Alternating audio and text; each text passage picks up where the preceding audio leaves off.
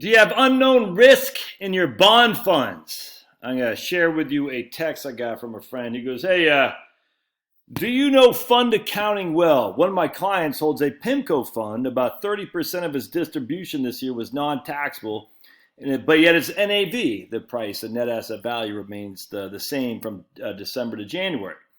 It did dip a lot in March of last year. I'm very suspicious that it's giving investors their money back to maintain the high yield.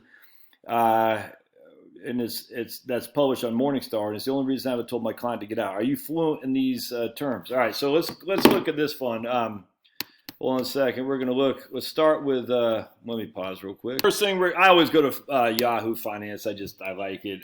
We'll go to Schwab here in just a second, but I go to Yahoo Finance because Yahoo Finance gives you the year-by-year returns, which I like. So I'm like, oh, so first of all, it's Class C fund, and so I know it's gonna be expensive. Heavens forbid. So we know this can be expensive. PIMCO bond funds always concern me first and foremost. Just look at Bill Gross. The total return fund was a cat's meow, but there's a reason for that, and I'm going to share this with you. All right, so we're looking. Okay, so we're looking. If Morningstar gets a 4-star, that's fine, but a huge turnover in holdings, 421%. What the hell is that about? Expense ratio 2.24. Man, it's tough to make any money with an expense ratio in a bond fund that high. But it's a C share, which means it's he's paying a 1% fee on top of the average, on top of the prospectus expense ratio.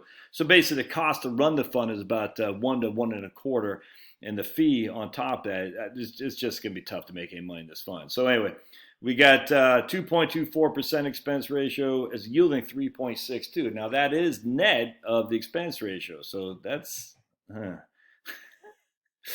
right. So we have a bond fund with a yield of 3.62 with an expense ratio of 2.24, and that yield is net of the expense ratio. So I'm like thinking that's interesting to me because that means it's a high yield fund, and it is an income fund. All right, so what's going on here? All right, so then I want to look at performance because I always like to see just how long the fund's been around and whatnot. Again, this is the C share. We'll look at the A share in just a second. So we go back to, again, 4-star. Oh, go back to, so it looks like it started in 2008. Is down about 6.72 in 2008. I'm not sure if that's a whole year or not, but a 6.72, then 17, 19, 21. Okay, that's whatever, interesting. So I'm sitting there thinking, that's interesting to me. Yeah, so it started March of 2007. All right, so I don't know what it did for the whole year 2007, but I imagine it didn't do great. The fund invests at least 65% of its total assets in varying maturities, which may be represented by forwards or derivatives, such as options, future contracts, or swap agreements. It may invest up to 50% of its total assets in high-yield securities rated as below investment grade, junk bonds, what we call them. All right, so I'm like, okay, that's interesting to me. So then I'm starting to say, okay, let's look at the holdings here, and we're going to see the holdings.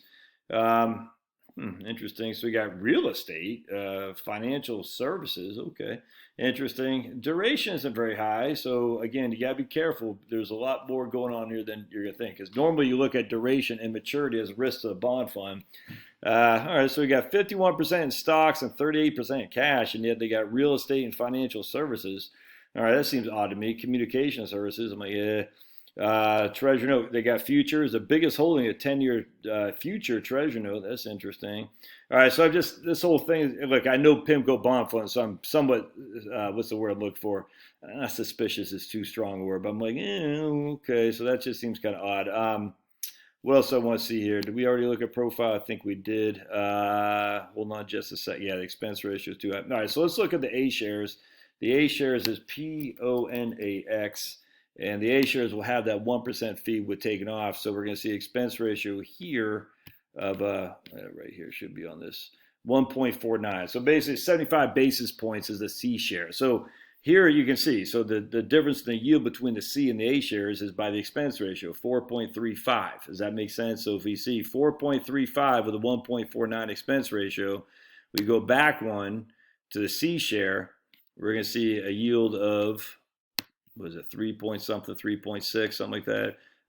Yeah, 3.62 with a 75 basis point expense ratio. So you can see the expense ratio reduces the yield, if that makes sense.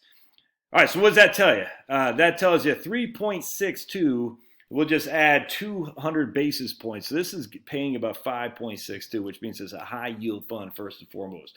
That ain't the end of the story though. So let's all right, hold on just a second. Morningstar site here, and I just want to make sure the A share still gets a maybe not a 5. I thought it might get a 5-star because it's cheaper, but it still gets a 4-star, which is kind of concerning to me, frankly. There's no way this fund is not a very risky fund. It's just all there is to it. Why I say that is because, well, they already told us they invest in high yield securities up to 50%. It can be junk bonds.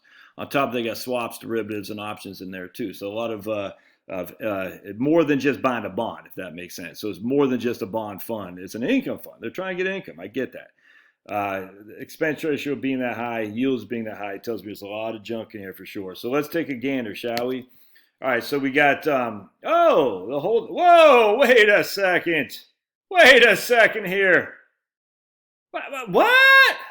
As the lady from South Park, what? Stan's mom says, or is it Kyle? Kyle's mom, what?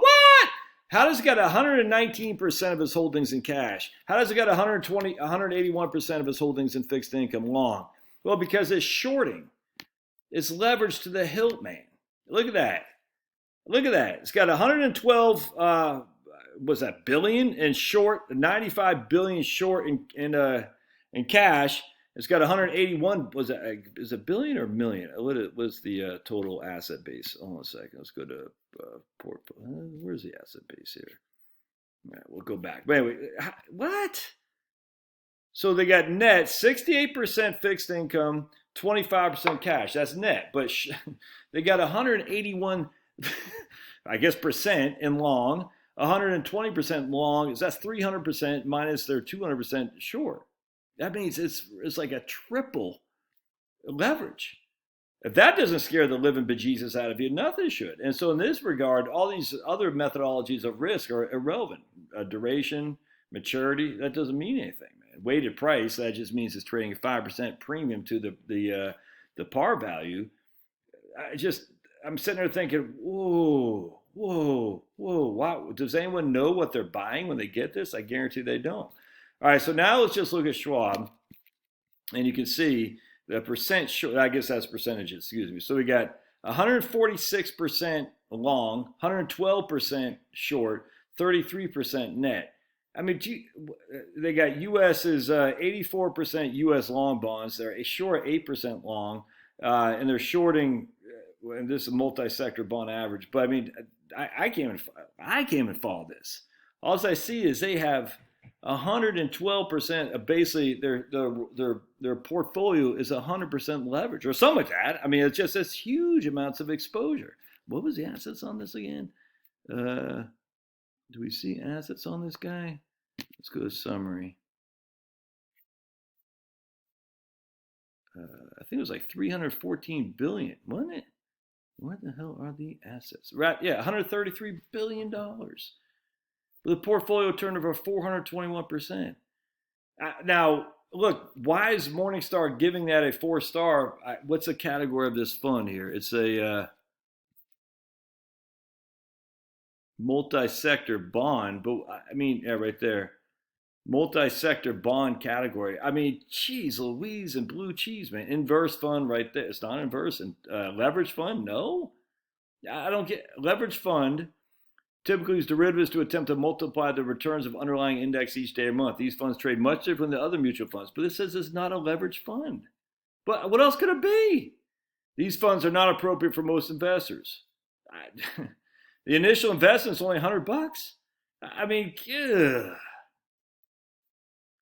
Nuts. They got a 12B1 fee of 25 basis points. Got to front this on the A share. I mean, look, I'm not saying you shouldn't own it. I'm just saying that's nuts to me. That is some serious risk. And do you not remember what happened in 2008? Let me just show you. Hartford floating rate fund. Again, if you're searching for yield, what's called reaching for a yield, you're inherently taking on more risk. So let's take a gander, shall we? I remember this fund like it was yesterday. What happened to the floating rate fund in Hartford? It was down 30% in 2008. I mean, look, if you're going to be in these kind of aggressive stuff, you might as well just be in stocks the way I look at it. Look at 30%.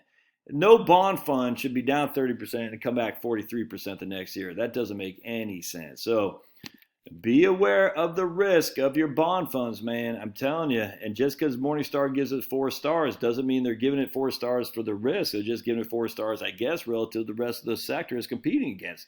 Are those other funds in there doing leverage? I don't know, but Morningstar, Schwab says this fund doesn't leverage. Well, I just showed you it has to. Where's it? Look, I'm not saying don't buy it. I'm just saying, doggone, you better know the risk in your bond fund. All right, love to hear your thoughts. We'll see you.